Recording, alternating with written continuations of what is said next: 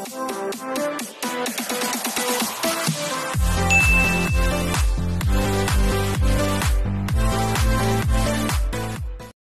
Welcome back sa aking channel. Babati muna ako sa inyo dyan sa baklay mga pahinga.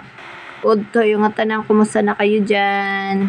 Ito pala, nandito kami sa Victory Mall sa may complex kasi nagkakarate sila Tommy Boy. Ito na yung venue nila. Dito sila nagkakarate. Minsan guys sa SM, minsan dito sa Clabaw sa may Golden City.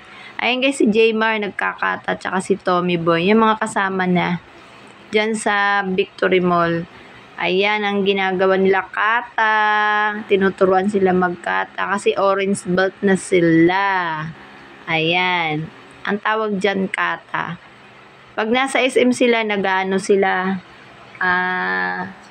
sparring naman, naglalabanan sila. Pero practice lang yun guys. May pinala. Paano, papaalam na ako sa inyo. Bye!